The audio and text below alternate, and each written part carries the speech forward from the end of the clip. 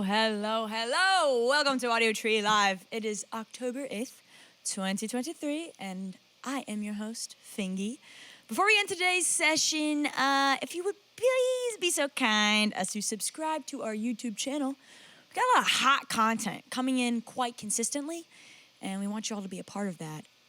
But when you're not glued to the screen and you're on the go, we're on all streaming services. So Spotify, Apple Music, Tidal, you name it, we're on it. So give us a little listen when you're going about your day. But without further ado, I'm super stoked to introduce a long-time-awaited guest. We got some hardcore punk from the Bay Area, Scowl. Let's rip some songs out.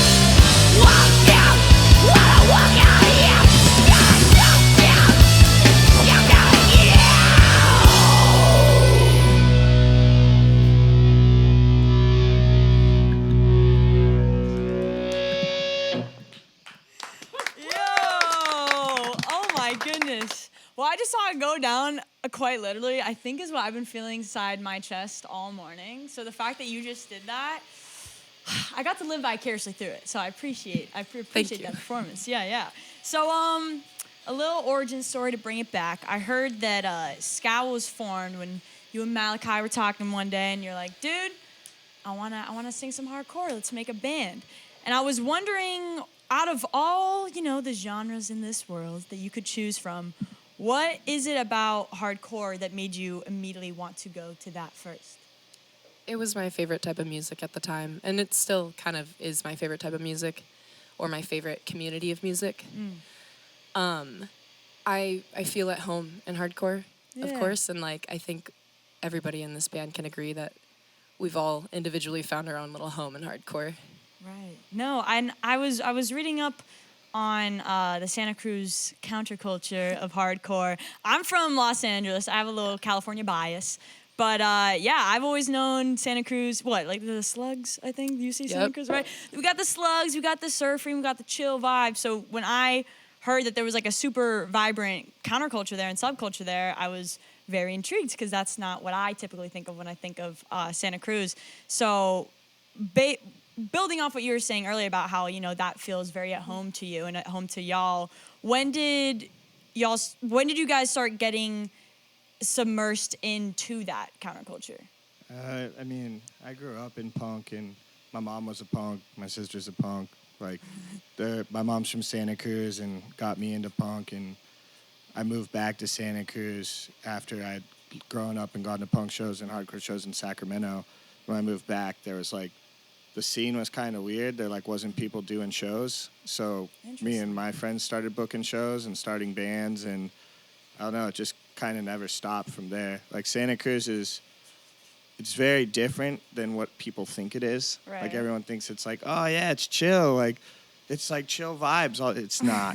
It's so far from that in a lot of ways. And I think that a lot of people gravitate towards punk and hardcore there because it's it's difficult to live there because people are always like getting forced out from like rent prices spiking all the times and everything. So there's a lot of stuff that people are frustrated with. So when that happens, hardcore and punk come into play.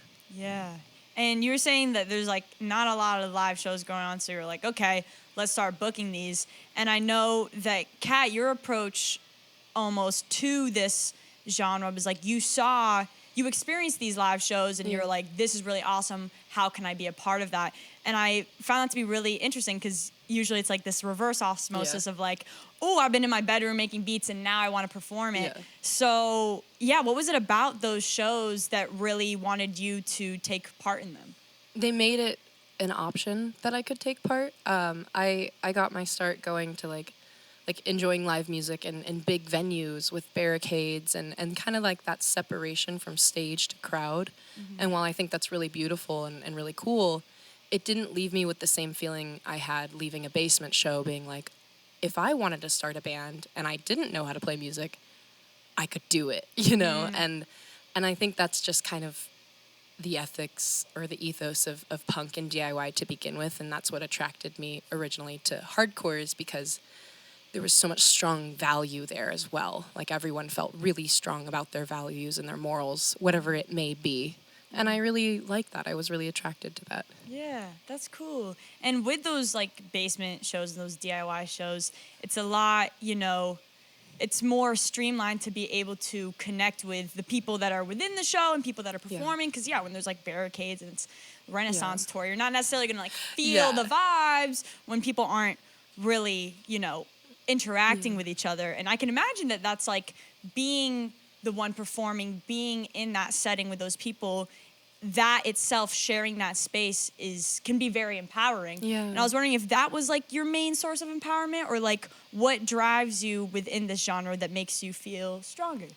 I feel so empowered by relating to other people around me in that environment. I feel like when I see other girls or other queer people or, trans people or BIPOC, like I feel empowered and I feel like I'm around people who understand and relate to the things that maybe I've gone through or my bandmates have gone through or my friends have gone through, whether that be growing up or, living in America and dealing with the weight of the dawning of understanding, like the stuff we might be facing, as a generation. Yeah. It's pretty heavy, sorry. No, it's honestly real. And, some people, they tap into certain music to kind of stray from like the heaviness of it. But some people listen to certain music to actually embrace and uplift each other through that time. And I find it really cool that, your source comes from just wanting to make people feel seen and heard. Yeah. It's heavy, but a good hug, it squeezes you tight. It gives a little weight. So I like that. Let's run a couple more songs, yeah?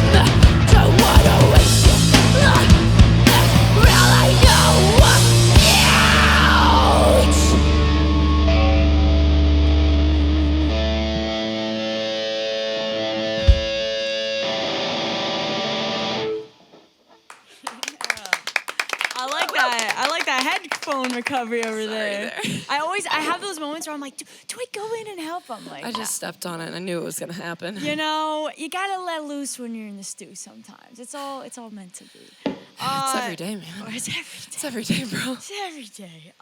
So I had the pleasure of listening to your discography as I was, doing my little research, and bouncing off what we were saying earlier of trying to make music that, is authentic to the times that we are going through and makes people feel seen and heard. When I was listening to and looking at the lyrics of Bloodhound, that was definitely a song that stood out to me for my own reasons or whatever. But please correct me if I'm wrong or if y'all interpret it in a different way. But that song to me was kind of the encouraging one to let go of everyone else's business but your own, mind your own, and live life for yourself rather than basing it off of expectations that others have for you. And being, a younger 20-something, that's definitely something I struggle with. And I was wondering if the birth of that song came after learning and actualizing and implementing that lesson for yourself, or was it written during a time where you were trying to actively remind yourself of that as you were going through it? Sorry. Yeah. I mean, you're pretty on the nose. Like, there's a foot in both worlds. At the time that I wrote the song, I had been through some interactions with friends at the time, and I was mad, you know? It's a bit of an angry song. I'm talking smack. But there was also a level of, like, talking smack to myself and being like, stop doing this. Like, and there was a moment of being, like, fed up with what I'm doing subconsciously that creates the environment to have friendships that are doing this to me. Or possibly maybe I'm subconsciously doing this to them as well. Nobody's perfect. So there's a little bit of both sides, and I like to do that with most of my lyrics because, I mean, I gotta recognize it takes two to tango. Totally. But yeah, Bloodhound, it's very much like there's like a seething anger and kind of disgust and like realizing that this operating in this way is not normal or okay, even though it's normalized in our environments and our friendships. Right. And I like what you're bringing up, that it takes two to tango. I feel like we get caught in really negative reinforcement loops when we're unable to recognize how we are contributing to that cycle. And if we only do that, that surface level of like, woe is me and everyone else is doing something, you have to realize like subconsciously, like what vibration are you on that is, attracting those things. And during those times, and I was wondering for the band as well, in those times where, you're struggling between finding your own compass, but also being mindful of the people around you that want better for you, how do you anchor yourself in your own compass so you're able to move authentically? I mean, I don't know if I have a clear answer for that per se. But I mean, I remember a time in my life when that sort of was forced onto me. It was in the 9th grade, kind of tying back into the first question from earlier, when I sort of separated myself from like a lot of the people I grew up with and started going to shows and people in other bands and older people kind of looking out for me and kind of helping me figure that out. So that's probably the first thing that comes to mind. I don't know about Cole. I probably have similar kind of experience growing up in San Jose specifically too. It's a very interesting place, to say the least. Yeah. In the best way possible. In the best way possible. It's the best place on earth. Correct.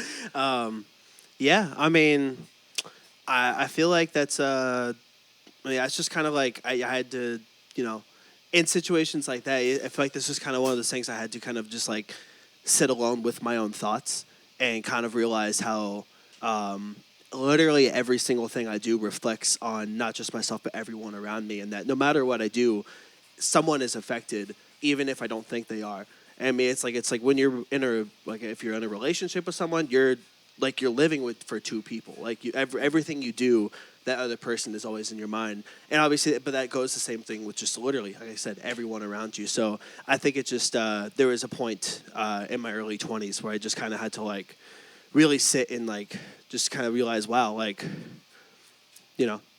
anchor myself in that, as to use the language that you used, and just try my best to be as considerate of a person as I possibly can, and think about how anything I do and anything I say affects another person, and that's kind of where I'm at with it. I feel like I've been doing a pretty good job with it. I'm trying my best, but like Kat said, nobody's perfect. Right. I like the positive self-talk though. Yeah. I was going to say, it's also like recognizing that you're a victim to your own circumstances, even if the circumstances make you feel like a victim to the outside world. Right. I don't know. No, I like the heavy talk in the studio. No, I mean, hey, we're gonna keep it real and hardcore. Yeah, absolutely. No, but I really feel that too. I also came to the realization personally recently that like it's a lot easier to stay in the victim mentality because then you're not perceiving yourself as, I don't know the perfect word for this, but like the perpetrator or the abuser. Like if you can validate yourself that you're a victim, then you can also validate that you're not, hurting someone else. But like you said, you have to be able to recognize that no matter what you do, no matter what position you're in, you're still going to be impacting other people that could be seen, on the other side. And this it's interesting. It brings me into my next question with Opening Night, that music video. Like with Bloodhound, it's very much like, okay, let's be for real. This is what's going on. With Opening Night, I almost, especially with the music video, I kind of interpreted it as like this cognitive dissonance, disassociation we experience from reality. And I'm taking that off of like the visual motifs of like, the ski mask and you're in this like parlor thing, but it's also like not. So I was wondering if that was intentional or if you had a different idea behind that. I mean, it was very intentional, like lyrically and like image-based for my perspective. Like I got to pick my hair and my makeup and my outfit and some of the visual direction, but I will say like the brainchild to that would be Malachi. Hell yeah. It's me. And I did it. He was able to kind of really piece together a lot of like kind of what's happening metaphorically with the song, while it being kind of light and fun and like kind of working that dichotomy, but also like really incorporating like the imagery really well. I mean, I'm kind of fucked up, so I register everything like through like making light of things and like joking about it. So like I just have a dark sense of humor. So like every lyric Kat writes, like if I'm internalizing it or like trying to do a video to it and like make something come to life, it's cool because every song has like so many different meanings to it, even though the songwriter might not have initially had that like intention with the song. So I don't know, every time we do videos, I try to have some humor, even though it's serious, just to break it up. Like Bloodhound was the same way.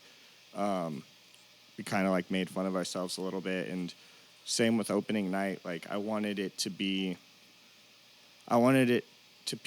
for it to register with people and like to look at it, but also like be able to chuckle a little bit, because I don't know, laughter kind of helps you through hard times. Totally. It's how I stay centered. It's not like Cole had such a great answer, and I'm like, I just kind of laugh at things. Just kind of laugh and keep it going, one foot in front of the other. And it takes two to tango. Yeah. Oh, yeah. I mean, you wake up and you kind of like, you're like, all right, like, there's people around me that care about me and I care about them. So it's kind of how you stay centered. And then those people around you will tell you when you're being an asshole. They're like, yo, you're being an asshole. So. And you say, my bad. Yeah. And try to do a little better. Whoops. I'll work on that. Yeah, no, but I like that. You gotta balance both of holding yourself accountable, but also this recognizing it's a big cosmic joke we're all living, and get a little chuckle. Throw a ski mask on, eat some ice cream. Yeah, exactly. Sure. All right, well let's run a couple more before we say goodbye.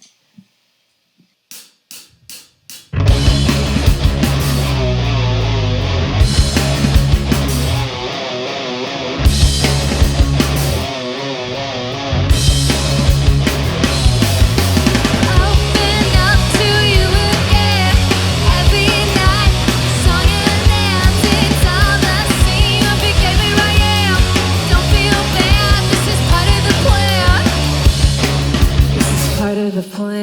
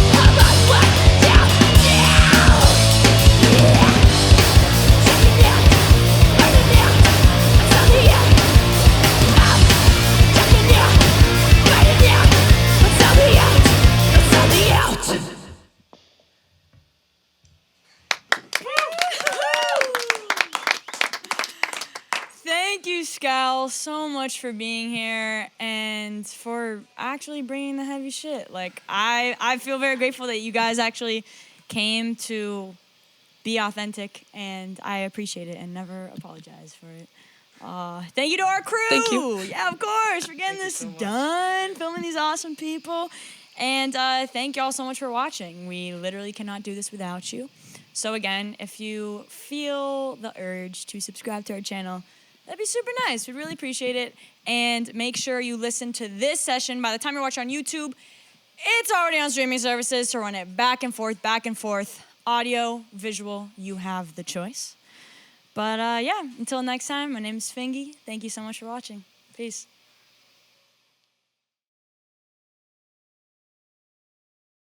All right, so you guys want to do it for real now?